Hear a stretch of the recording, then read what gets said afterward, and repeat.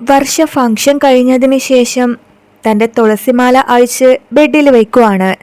അതിനുശേഷം കൂട്ടുകാരികളോടൊപ്പം അവൾ പുറത്തേക്ക് പോകുന്നുണ്ട്. പക്ഷേ തുളസിമാല ഊരി വെച്ചപ്പോൾ അതിനിടയിൽ വർഷയുടെ താലിമാല കൂടി ഊരി പോകുന്നുണ്ട്. ആ സമയത്താണ് വർഷയെ വിളിക്കാനായി രേവതി ആ റൂമിലേക്ക് വരുന്നത്. വർഷ അവിടെ ഇല്ലെന്ന് മനസ്സിലായ രേവതി തിരിച്ചു പോകാൻ ഇറങ്ങുവാണ്. പക്ഷെ അതിനിടയിൽ ബെഡിൽ വച്ചിരിക്കുന്ന തുളസിമാല കണ്ട് രേവതി തിരിച്ചു വരുന്നുണ്ട്. ആ മാലയ്ക്കിടയിൽ അവളുടെ താലിമാല കണ്ട് അത് ഊരി മാറ്റാൻ നോക്കുവാണ് രേവതി. ഈ വർഷ എവിടെ പോയി കിടക്കുവാണ്, ആരെങ്കിലും കണ്ട് ഈ താലിമാല എടുത്തോണ്ട് പോയാ എന്നൊക്കെ പറഞ്ഞുകൊണ്ട് രേവതി ആ തുളസിമാലയിൽ നിന്നും ചെയിൻ അടർത്തി മാറ്റുവാണ്. ആ കാഴ്ച കണ്ടുകൊണ്ട് വർഷയുടെ ഡാഡി അങ്ങോട്ടേക്ക് കയറി വരുവാണ്. എടി, നീ എന്താ ഇവിടെ ചെയ്യുന്നത് എന്ന് ചോദിച്ച് ഡാഡി ദേഷ്യപ്പെടുന്നുണ്ട്.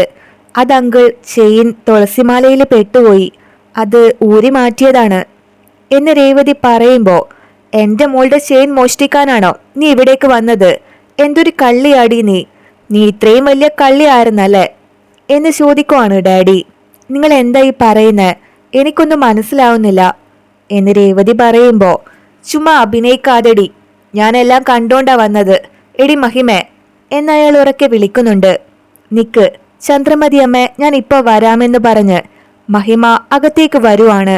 മഹിമ, നീ കണ്ടില്ലേ ഇവള് ചെയ്ത കാര്യം? നമ്മുടെ മോളുടെ മാല മോഷ്ടിച്ചു ഇവള്. അങ്ങനെ ഡാഡി മഹിമയ്ക്ക് പറഞ്ഞു കൊടുക്കുവാണ്.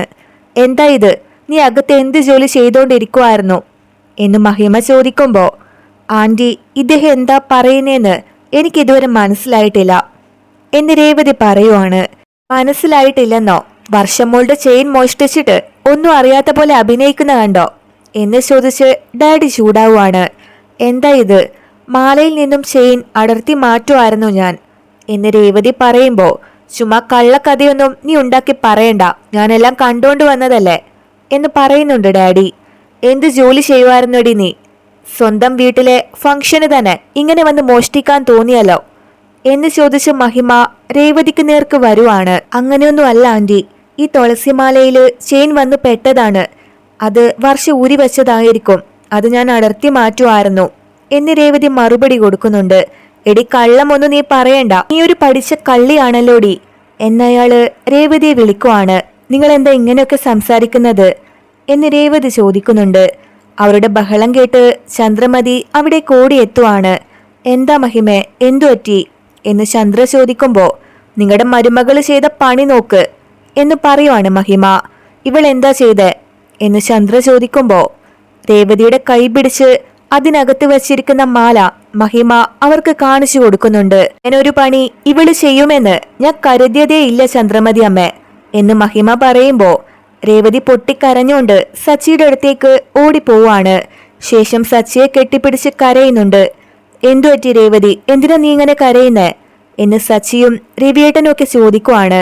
ഈ പെണ്ണ് ഏത് പാവപ്പെട്ട വീട്ടിലെ പെണ്ണായാലും ശരി, നല്ല പെണ്ണാണെന്നാ ഞങ്ങൾ വിചാരിച്ചത്, എന്നാ ഇങ്ങനൊരു ഗുണം അവൾക്കുണ്ടെന്ന് ഞങ്ങൾ വിചാരിച്ചതേയില്ല എന്ന് പറയുവാണ് മഹിമ. ആദ്യം കാര്യം പറയ് എന്ന് രവീന്ദ്രൻ ചോദിക്കുമ്പോൾ, ഞങ്ങളുടെ മോളുടെ ചെയിൻ റൂമിൽ നിന്ന് മോഷ്ടിച്ചത് ഇവളാണ് എന്ന് ഡാഡി പറഞ്ഞു കൊടുക്കുന്നുണ്ട്. ഇല്ല, എൻ്റെ മരുമകളെ പറ്റി എനിക്ക് നന്നായിട്ട് അറിയാം, അവൾ അങ്ങനെ ചെയ്യില്ല എന്ന് രവീന്ദ്രൻ പറയുമ്പോൾ, അവൾ മോഷ്ടിക്കുന്ന സമയത്ത് ഞാൻ പോയി എല്ലാം കണ്ടിരുന്നു, അവളുടെ കയ്യിൽ ചെയിൻ ഉണ്ടായിരുന്നു, വേണമെങ്കിലേ ഇവരോട് പോയി ചോദിക്ക്, ഇവരും കണ്ടതാണ് എന്ന് ഡാഡി മറുപടി കൊടുക്കുവാണ്. അത് ചെയിൻ അവളുടെ കയ്യിൽ ഉണ്ടായിരുന്നു എന്ന് ചന്ദ്ര പറയുമ്പോൾ, അതിന് മോഷ്ടിച്ചു എന്ന് പറയാൻ പറ്റുമോ ചന്ദ്രേ എന്ന് ഭാമ ചോദിക്കുവാണ്. നല്ല കാര്യം നടക്കുന്നിടത്ത് ഇങ്ങനെയൊക്കെ മോഷ്ടിക്കാമോ? ഇവളൊക്കെ ഒരു പെണ്ണാണോ എന്ന് ഡാഡി ചോദിക്കുന്നുണ്ട്. വേണ്ട, വായി തോന്നിയത് വിളിച്ചു പറയരുത്, എൻ്റെ മരുമകള് അങ്ങനെയുള്ളവളൊന്നുമല്ല എന്ന് പറഞ്ഞു രവീന്ദ്രൻ അവരോട് ചൂടാവുന്നുണ്ട്. ചന്ദ്രമതി അമ്മ, മോഷ്ടിക്കുന്ന സമയം ഇദ്ദേഹം എല്ലാം കണ്ടതാണ് എന്ന് മഹിമ പറയുന്നുണ്ട്. റൂമിൽ ആരും ഇല്ലെന്നറിഞ്ഞിട്ട് കട്ടോണ്ട് പോവാൻ വന്നതാ ഇവള് എന്ന് ഡാഡി പറയുമ്പോൾ, സർ നിക്ക്, ആദ്യം എന്താ സംഭവിച്ചെന്ന് ഞാൻ കണ്ടെത്തട്ടെ, എന്നിട്ട് സംസാരിക്കാം. രേവതി, എന്താ സംഭവിച്ചത്? നീ കരയാതെ കാര്യം പറയ് എന്ന് സച്ചി ചോദിക്കുമ്പോൾ, ഇല്ല സച്ചിയേട്ടാ, പാമാൻറ്റി അമ്പലത്തിൽ പോവാനുണ്ടെന്ന് പറഞ്ഞ് വർഷയെ വിളിച്ചുകൊണ്ടുവരാൻ എൻ്റെ അടുത്ത് പറഞ്ഞു. വർഷയെ വിളിക്കാനായി ഞാൻ ആ റൂമിലേക്ക് പോയതാ, അവൾ അവിടെ കാണാനില്ലായിരുന്നു എന്ന് രേവതി പറയുന്നുണ്ട്. അത് കേട്ട് ഡാഡി വന്ന് അത് നിനക്ക് കാര്യങ്ങൾ എളുപ്പമായല്ലേടി എന്ന് ചോദിക്കുവാണ്.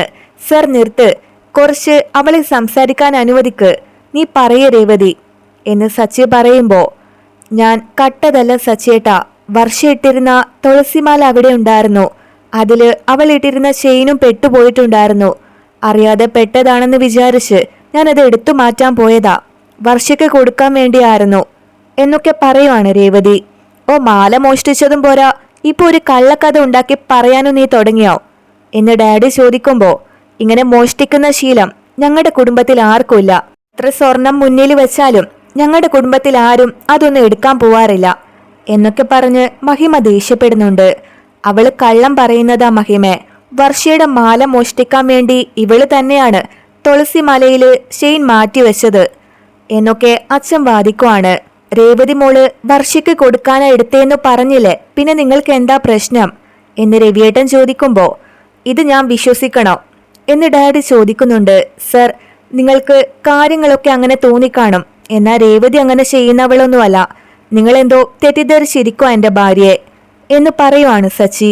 ഞാനെല്ലാം ശരിയായിട്ട് തന്നെയാ ധരിച്ചു വച്ചിരിക്കുന്നേ, നിങ്ങളെ പറ്റിയുള്ള ആളുകളെക്കുറിച്ച് എനിക്ക് നന്നായിട്ട് അറിയാലോ എന്ന് വാസുദേവൻ പറയുന്നുണ്ട്. എന്തറിയാമെന്ന് എന്ന് രവിയേട്ടൻ ചോദിക്കുമ്പോ സർ, ഞങ്ങൾ നിങ്ങളെ തെറ്റു പറയില്ല, നിങ്ങളുടെ കണ്ണില് അങ്ങനെ കണ്ടിട്ടുണ്ടാവും, പക്ഷേ അങ്ങനെയല്ല സത്യം, അവൾ അത് തിരിച്ചു കൊടുക്കാൻ പോവായിരുന്നു എന്ന് സച്ചി ചോദിക്കുവാണ്. തെറ്റുമറക്കാൻ അവൾ കള്ളം പറയുന്നതാ, അത് ഞാൻ വിശ്വസിക്കണമോ എന്നയാള് ചോദിക്കുമ്പോ സർ, രേവതി തങ്കപ്പെട്ട പെൺകുട്ടിയാണ് എന്ന് അങ്കിള് പറയുന്നുണ്ട്, അതിന് തങ്കം തന്നെ മോഷ്ടിക്കണോ എന്നയാള് ചോദിക്കുവാണ്. ദേ, എന്റെ മരുമകളെ പറ്റി എനിക്ക് നന്നായിട്ട് അറിയാം, എന്റെ വീട്ടിലുള്ള എല്ലാവർക്കും അവളെ പറ്റി അറിയാം, അവള് അധ്വാനിച്ച് സമ്പാദിക്കുന്ന പെണ്ണാണ്, ഇക്കാലത്ത് ഇങ്ങനൊരു പ്രവൃത്തി ചെയ്യേണ്ട കാര്യം അവൾക്കില്ല എന്ന് പറഞ്ഞ് രവിയേട്ടൻ ദേഷ്യപ്പെടുവാണ്. മതി, ഈ പെണ്ണ് എങ്ങനെ നിങ്ങളുടെ വീട്ടിലെ മരുമകളായി വന്നേന്ന് എനിക്ക് നന്നായിട്ട് അറിയാം രവീന്ദ്ര, ഇവളെ പറ്റിയോ അറിയാം, ഇവളുടെ കുടുംബത്തെ പറ്റിയോ അറിയാം, ഞാനും കേട്ടിട്ടുണ്ട്, വർഷ എന്നോട് പറഞ്ഞിട്ടുണ്ടായിരുന്നു ഇവളുടെ അനിയൻ വലിയ കള്ളനാണല്ലേ, നിങ്ങളുടെ വീട്ടിലെ ബൈക്ക് മോഷ്ടിച്ചല്ലേ, അതിനുശേഷമല്ലേ നിങ്ങളുടെ വീട്ടിലെ മരുമകളായതിവള് എന്ന് പറഞ്ഞ ഡാഡി രേവതിയെ കളിയാക്കുന്നുണ്ട്. സർ, അത് കഴിഞ്ഞുപോയ കാര്യമാണ്, അതിനിടയിൽ വേറൊരു കഥയുണ്ട്, രേവതി ഒരു തെറ്റും ചെയ്തിട്ടില്ല, സർ എന്തിനാ ഇപ്പൊ അതൊക്കെ സംസാരിക്കുന്നത്, അവള് ചെയിൻ എടുത്തു, നിങ്ങളുടെ മകളുടെ അടുത്ത് കൊടുക്കാൻ വേണ്ടിയല്ലേ സർ അവള് വന്നത്, മോഷ്ടിക്കുന്ന പണിയൊന്നും അവൾ ഒരിക്കലും ചെയ്യില്ല, അവളെക്കുറിച്ച് എനിക്കറിയാം, നിങ്ങളുടെ വീട്ടിലെ മകളുടെ സ്വർണ്ണമൊക്കെ വീട്ടിലല്ലേ ഇരിപ്പുള്ളത്, അവൾക്ക് സ്വർണ്ണം എടുക്കണമെന്നുണ്ടായിരുന്നെങ്കിലേ അവള് ആ വീട്ടിൽ വന്ന് എടുക്കുമായിരുന്നില്ലേ, എന്തിന് ഇവിടെ വന്ന് എടുക്കണം, രേവതി അങ്ങനെയുള്ളവളല്ല സർ, വേണമെങ്കിൽ നിങ്ങളുടെ മകളുടെ അടുത്ത് തന്നെ ചോദിച്ചു നോക്ക് എന്ന് പറയുവാണ് സച്ചി. ഓ, അപ്പൊ എന്റെ വീട്ടിൽ നിന്ന് ഇത് എടുക്കാൻ പറ്റാത്തോണ്ടാണ് ഇവിടെ വന്ന് മോഷ്ടിച്ചതല്ലേ, നിന്റെ ഭാര്യയെ രക്ഷിക്കാൻ നോക്കുവാണോ നീ എന്നയാള് ചോദിക്കുന്നുണ്ട്. ദേ, എന്റെ മരുമകള് തെറ്റ് ചെയ്തിട്ടില്ലെന്ന് ഞങ്ങൾ പറഞ്ഞു കഴിഞ്ഞു, ആ മാലയും തിരിച്ചു കൊടുത്തു, എന്റെ സച്ചി എത്ര സമാധാനത്തിലാ നിന്നോട് പറഞ്ഞത്, നീ അത് കേൾക്കാൻ നോക്ക് എന്ന് രവീന്ദ്രൻ ആവശ്യപ്പെടുന്നുണ്ട്. ഇവൻ പറയുന്നതൊക്കെ ഞാൻ കേൾക്കണമെന്നോ, ഇവൻ തന്നെ ഒരു ക്രിമിനലാണ്, ഇവനെ പറ്റി എനിക്കറിയാവുന്നതല്ലേ എന്നയാള് പറയുമ്പോ സച്ചി നല്ല ദേഷ്യത്തിൽ നിൽക്കുവാണ്. സംസാരിക്കരുത്, എന്റെ മുൻപിൽ വെച്ച് എന്റെ മകനെ ക്രിമിനൽ എന്ന് പറയരുത് എന്ന് രവീന്ദ്രൻ പറയുമ്പോ ഞാൻ സത്യമല്ലേ പറയുന്നത്, ഇവനെന്താ വലിയ യോഗ്യനാണോ എന്നയാള് ചോദിക്കുന്നുണ്ട്. ഇല്ല സർ, ഞാൻ യോഗ്യനൊന്നുമല്ല, എന്നാ എന്റെ ഭാര്യ മോഷ്ടിക്കുന്നവളൊന്നുമല്ല എന്ന് സച്ചി പറയുവാണ്. അത് ഒരു യോഗ്യം വന്ന് പറയണം, അല്ലാതെ നീ പറയാതെ ഒരു കള്ളിയെ മറ്റൊരു കള്ളൻ രക്ഷിക്കുന്നു എന്നയാൾ അതിന് മറുപടി കൊടുക്കുവാണ്. സർ വേണ്ട, അവള് തെറ്റ് ചെയ്തിട്ടില്ല, ഇങ്ങനെ സംസാരിക്കരുത് എന്ന് സച്ചി അയാളോട് റിക്വസ്റ്റ് ചെയ്യുവാണ്. എടാ, ഞാനേ എന്റെ കണ്ണുകൊണ്ട് കണ്ടതാ, കള്ളന്മാരുടെ കുടുംബത്തിൽ നിന്ന് വന്നവള് പിന്നെ കക്കാതെ വേറെ എന്ത് ചെയ്യാനാ എന്നയാള് രേവതിയെ കളിയാക്കുന്നുണ്ട്. സർ വേണ്ട, തെറ്റ് ചെയ്യാതെ രേവതിയുടെ മേൽ കുറ്റം ചാരരുത്, ഇനി ഒരു വാക്ക് നിങ്ങൾ ശബ്ദിച്ച എന്ന് പറഞ്ഞ് രവിയേട്ടൻ അയാളെ തല്ലാനായി പോകുന്നുണ്ട്. അച്ഛാ വേണ്ട, വിട്ടേക്ക്, അവര് തെറ്റിദ്ധരിച്ചതല്ലേ, അതാ ഇങ്ങനെയൊക്കെ സംസാരിക്കുന്നത് എന്നു പറഞ്ഞ് സച്ചി രവീന്ദ്രനെ പിടിച്ചു മാറ്റുകയാണ്.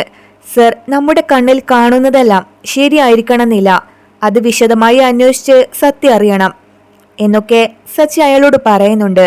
അതെ, വിശദമായി അന്വേഷിച്ചാ ഇതിന് പിന്നിൽ നീയുണ്ടെന്ന് ഞങ്ങൾക്ക് മനസ്സിലാവും ഭാര്യയും ഭർത്താവും ചേർന്നായിരിക്കണം മോഷ്ടിക്കാൻ പ്ലാൻ ചെയ്തത്.